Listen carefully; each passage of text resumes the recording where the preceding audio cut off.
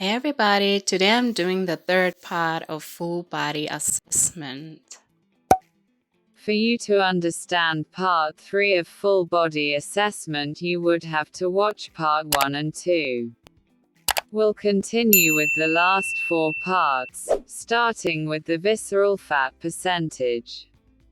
The cause of visceral fat is when fat gets stored when you consume too many calories and have too little physical activity. Some people tend to store their fat around the belly, rather than the hips because of their genes. In women, getting older can change where the body stores fat. A healthy amount of visceral fat in the average person is around 10%.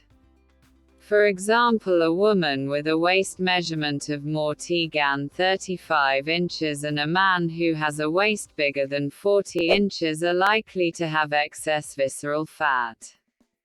About 10% of all body fat is visceral fat. If you calculate your total body fat and then take 10% of it, you can estimate the amount of visceral fat.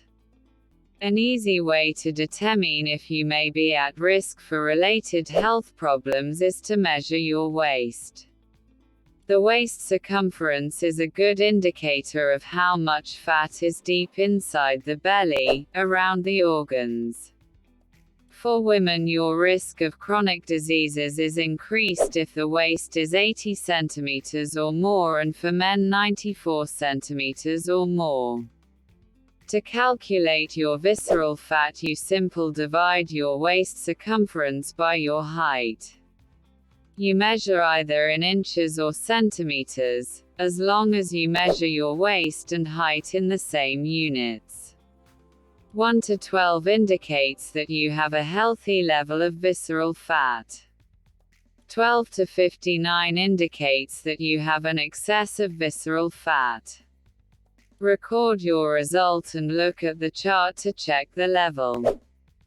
Muscle mass is the amount of muscle in your body, including skeletal muscle, smooth muscle, cardiac muscle, and it can be measured as part of your total body composition.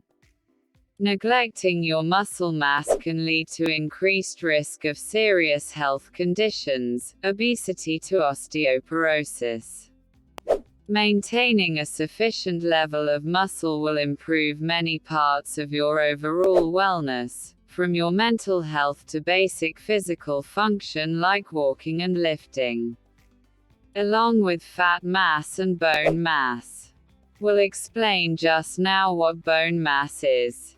A good lean muscle percentage ranges should be around 80% to 90% to be considered healthy. That means that your body fat percentage ranges between 10% and 30%. Athletes typically range between 7% and 22% body fat.